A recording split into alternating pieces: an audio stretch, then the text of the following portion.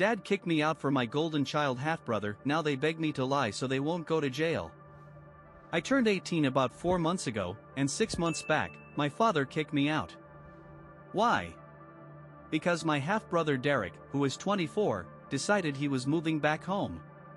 The guy did not want to rent a place like a responsible adult. Instead, he figured he would just settle in with our dad. Derek is my father's son from a previous relationship. His mother and my dad broke up right after he was born, so they never had much of a connection. Over the years, Derek got a lot closer to my dad than to his mom, which meant he spent way more time at our house than what the legal custody agreement required. From what I remember, he was only supposed to stay with us for half the month, but honestly, it felt like he was always around. Maybe that is just my memory twisting things because I hated every second of it, but the truth is, my dad made sure we spent time together whether I wanted to or not. It was clear from the start that Derek did not like me, and honestly, I could not stand him either. He saw me as a threat, like I was taking something from him. As for me, I hated him because he bullied me non-stop. My mom passed away a couple of years ago after a long fight with lung cancer, and after that, things with my dad went from bad to worse. Not that they were ever good. I do not think my father ever really wanted a kid like me, or maybe he never wanted kids at all. Whatever the case, from as far back as I can remember, he always made me feel like I was in the way. Most of the time, he was just angry with me. He would yell at me over the smallest things, never showed me any affection, and anytime I tried to get close to him, he just shut me out. But with Derek? It was like he became a whole different man. The moment Derek stepped into the house, my father turned into the perfect dad, the kind of dad I had always wanted. He forced Derek and me to spend time together, even though we both made it obvious we could not stand each other. Derek treated me like an enemy, and I despised him because he never missed a chance to push me around. He would pick fights with me just because he could. And my father? He never said a word against him. Anytime I told my dad that Derek was being rough with me, his response was always the same: toughen up. That is just how boys play. He did not want me to grow up soft. And for a while, I believed that was what he expected from me, so I just took it. Eventually, I stopped fighting back. Not because I was weak, but because I knew if I stood up for myself, my father would just take Derek's side anyway. It did not matter what the situation was. If Derek and I had a problem, I was always the one in the wrong. My father never even pretended to be fair. It was painfully obvious that he had a favorite, and it sure as hell was not me. Derek was 6 years older than me, yet my dad never found it odd that he was constantly picking on me. And as he got older, his bullying evolved. Instead of just pushing me around, he started using his friends to mess with me. School used to be my escape, my safe place. When I was in elementary school, Derek was in middle school, so we were in different buildings. But the moment I hit middle school, everything changed. Suddenly, he and his friends had free rein to gang up on me. They spread the dumbest, nastiest rumors about me, saying I was mentally challenged or just an idiot. Seniors at school knew me as Derek's dumb little brother. That was what they called me. No joke. They even threw slurs at me, and it made school unbearable. Middle school is when kids start caring about their reputation, so the moment Derek ruined mine, even my old friends from elementary school stopped talking to me. I was not cool enough for them anymore. It was not until Derek finally graduated that I got a little peace. I managed to make a couple of friends, but most kids just went along with whatever they heard about me. I stopped fighting back because I was exhausted. I was tired of arguing, tired of standing up for myself when it never changed anything. Things at home were just as bad as ever. Derek and my father made sure I never forgot how insignificant I was to them. The craziest part? I was not even a dumb kid. I had decent grades, especially in science, but my dad and Derek never cared about that. Derek was the star athlete. A football player. And, just to make things worse, he was good at school too. So yeah, compared to him, I was just average. I was not athletic. I was not the perfect son my dad wanted. And they never let me forget it. My mother was the only one who tried to defend me. But my dad was a smooth talker, and he always convinced her that they were just joking around. My mother was a kind-hearted woman, but she was also in love with my father. Too in love to see him for what he really was. She tried to stand up for me, and I loved her for it. But it never changed anything. My dad and Derek kept pushing me down every chance they got. And then, finally, Derek left for college. And for the first time, I could breathe. My dad was still there, but he was much easier to deal with when his favorite son was not around. But I barely had time to enjoy the peace. My mother was diagnosed with lung cancer, and our world fell apart. The one thing my father and I had in common was that we both loved her. But instead of bringing us together, the grief just made things worse. Instead of standing by her, my father pulled away. Even before, he would at least acknowledge me, even if it was just to criticize me. But after my mother got sick, he stopped talking to me at all. It was like I did not exist. I tried to cut him some slack. We were both hurting. People grieve in different ways. But a part of me had hoped that this tragedy might bring us closer. Of course, that never happened. My father was the kind of man who made sure it never would. As time passed, my mother got sicker, and my father's attitude toward me got worse. He either ignored me completely or went out of his way to be nasty. There were times when his words nearly brought me to tears, but I held them back. I did everything I could to keep the peace. I stayed quiet, stayed out of his way, because I knew arguing with him would only make things worse. For all the years my mother was sick, there was one unexpected change. Derek actually stopped messing with me. Whenever he came home from college, he left me alone. He was not nice to me, but he was at least decent. And that was more than I could say for my father. Things were bad when my mother was alive, but after she died, everything fell apart. For the first few months after she passed, the house was quiet. My father barely functioned.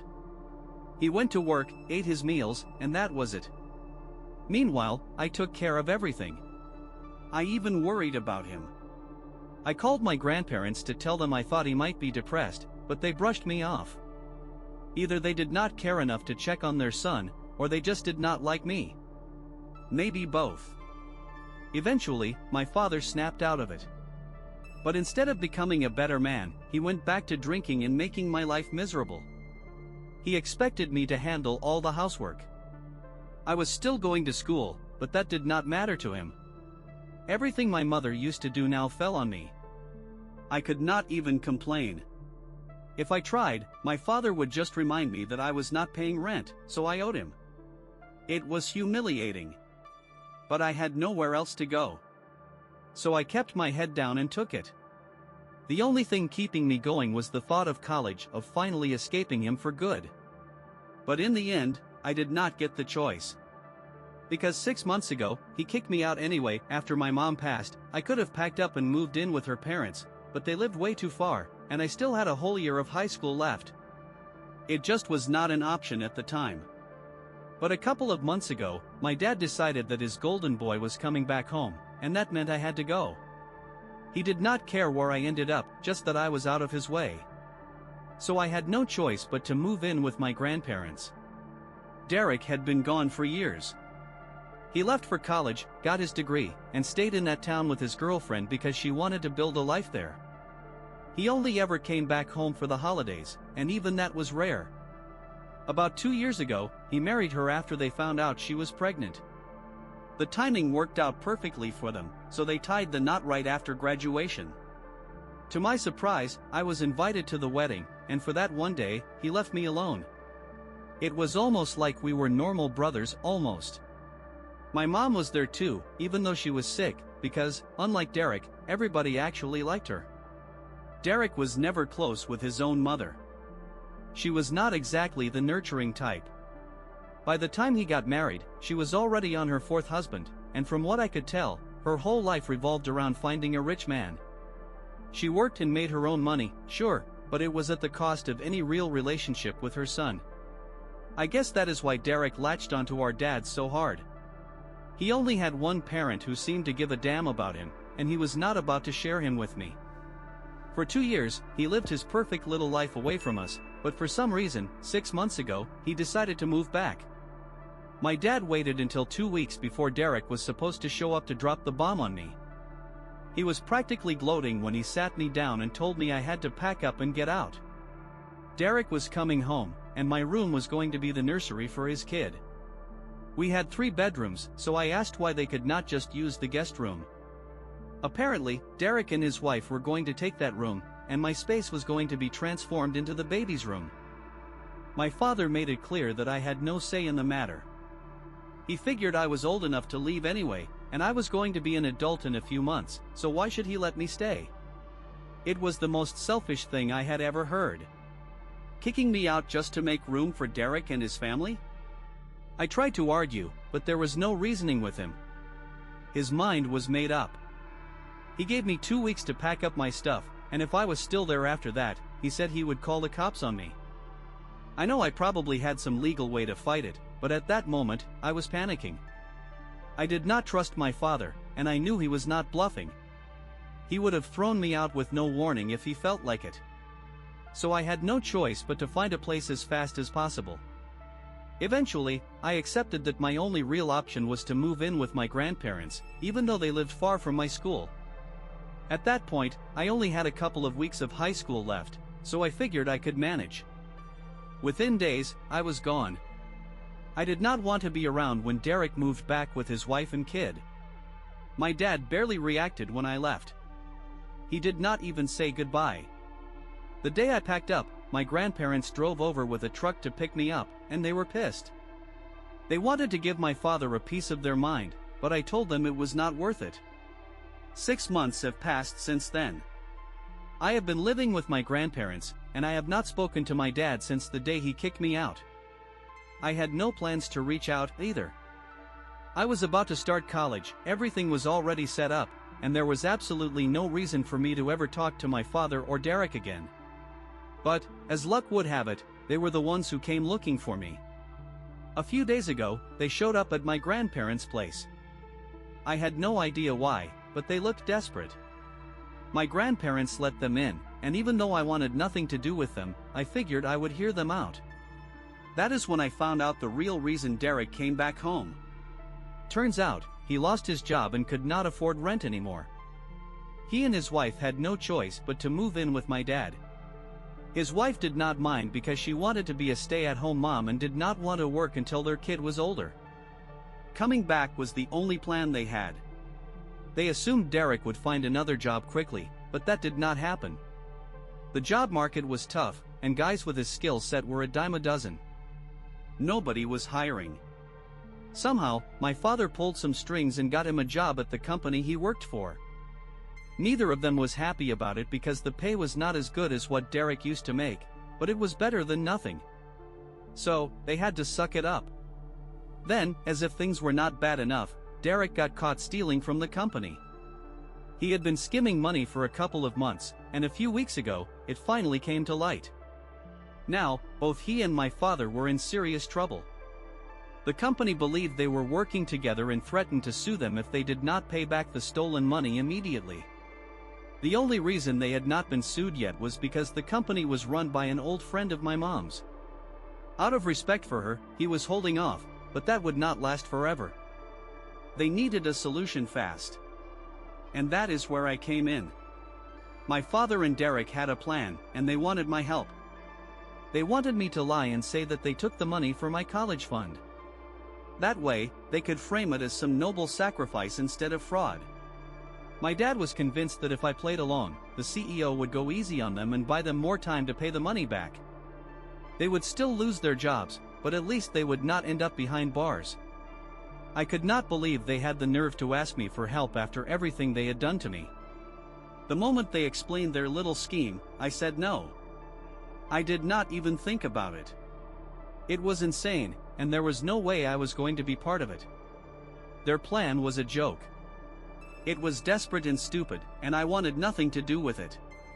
When I refused, they started panicking. They told me I had to help them because if I did not, they would end up in jail. They said I was holding a grudge over something that happened years ago and that I needed to let it go. That is when I snapped. I told them this was not some ancient grudge. My father had kicked me out less than a year ago. That was not ancient history. But that was not even the point. The real reason I refused was that their whole plan was built on lies. It was dishonest, and I actually knew the CEO they were trying to manipulate. My mom had been close friends with him, and I had met him plenty of times growing up. He had always been kind to me. He was even the one who gave my dad a job when he was struggling. And how did my dad and Derek repay him? By stealing from his company.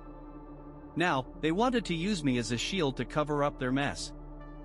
I told them straight up that their best option was to pay the money back instead of trying to twist the story. They were lucky they even had the chance to do that. If it were anyone else, they would have already been sued and thrown in jail. I tried explaining this, but my father got mad. He said he did not come to hear a lecture. He came to get my help. Then, out of nowhere, my father started crying. I had never seen that before, and honestly, it made me uncomfortable. He said he was counting on me because, at the end of the day, I was his son. He claimed that no matter what had happened in the past, if I had been in trouble, he would have helped me. He expected the same in return. Derek chimed in too, begging me to do it. He said I was well liked among my mom's friends, and I was the only one who could save them now. But I stood my ground. I was not going to be a part of their mess. Like I said, my mom and her old friend were close for years, and he always seemed to like me too. They grew up together, so he was around a lot when I was younger. I even used to call him my uncle. He was at our house plenty of times when my mom was still alive, and even at her funeral, we had a decent conversation. He genuinely seemed to care. My mom was actually the reason my dad even got his job at that company. She had convinced her friend to hire him when my father was struggling. And what did my dad do in return? He let Derek take advantage of the company, steal from it, and now he was dragging me into the mess, hoping I would be his way out. The more I thought about it, the more disgusted I felt. This was beyond low. There was no way I could be part of something like this. So I told them straight up, their best bet was to just own up to what they did and pay back the money. They were lucky they even had that chance. If this were any other company, they would already be dealing with a lawsuit. I made it clear I was not taking their side. If they tried to pull off this ridiculous lie and got caught, they were definitely going to jail. And honestly, they should have been grateful that they even had the option to fix it before it got worse. I laid it all out for them, tried to get them to see reason, but my dad got furious. He told me he was not here for a lecture, and if I really wanted to help, I would just go along with their plan instead of wasting time giving advice that meant nothing to him. I stood my ground. Told him no. Then, to my complete shock, my dad started crying. I had never seen him cry before, not even at my mom's funeral. It made me uncomfortable. He said he had been counting on me. That at the end of the day, I was still his son, and no matter what had happened between us, if I was ever in a situation like this, he would have helped me. He expected me to do the same. Derek jumped in too. He begged me to do it. He said I was the only one who could save them because my mom's friend actually liked me. He said that if my mom were still here, she would have made this go away, but since she was gone, I was the next best thing. It was a lot. I will admit that. But even though it was hard, I still said no. I told them they needed to stop making excuses and just do the right thing. That set them off again. They told me I was just being petty, that I was only refusing to help because they had messed with me when I was younger. They acted like I was ruining their lives over some childhood grudge. That was when I told them the truth. This was not about the past. It was about the fact that just 6 months ago, my dad threw me out of his house like I was nothing. And now he expected me to lie for him? I was not that kind of person. They stormed out after that, but I have not been able to stop thinking about it. And I will be honest, the guilt is getting to me. I keep imagining them in prison, and it makes me sick. I hate them, but do I really hate them enough to let them rot in jail? But then I remind myself, this is not on me. They did this to themselves. Lying to cover for them would not just be stupid. It would be illegal. And if I did this, it would be an insult to my mother. She built trust with her friend, and I would be throwing it away just to protect the two people who treated me like garbage my whole life. I feel conflicted, but at the end of the day, I know what I have to do.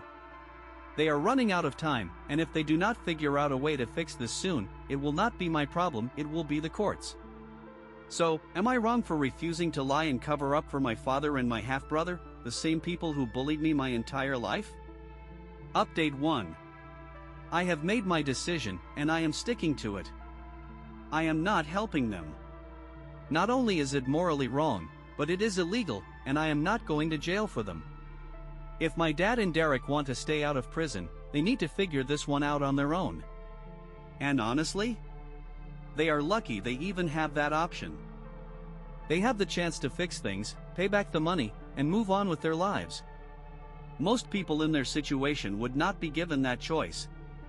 So I refuse to feel guilty about this. A lot of people have told me to stay out of it, not just because of how awful my dad and Derek were to me, but because this entire plan is disgusting. I do not think they even feel bad about what they did, they just do not want to deal with the consequences. That is the difference between us. I actually care about doing the right thing. They do not. That is why I am staying out of this.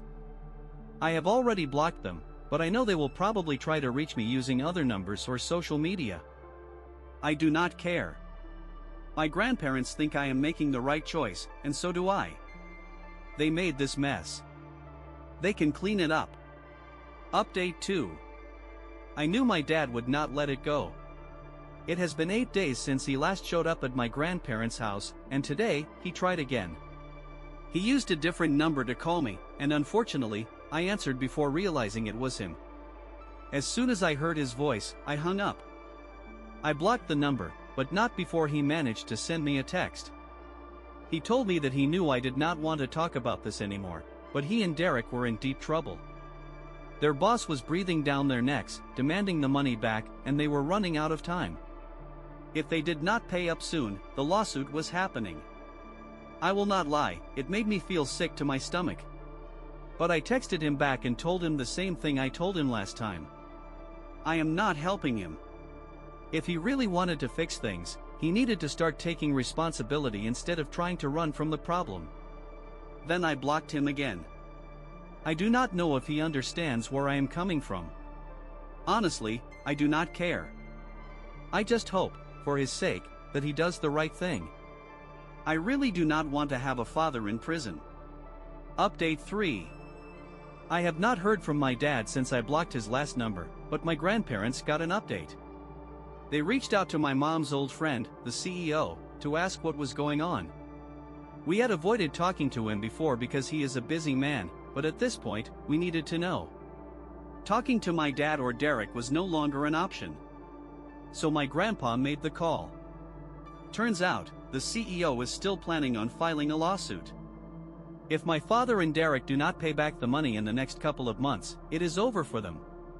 He told us he was willing to be patient because of his friendship with my mom, but there is only so much he can do.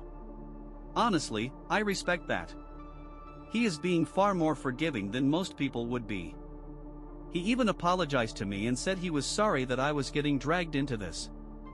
I told him the truth, I do not even consider my dad family anymore. And honestly, he deserves everything coming to him.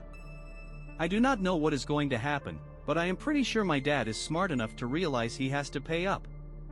If he does not, he is going to jail. That is not my problem. But I did get one good thing out of this conversation.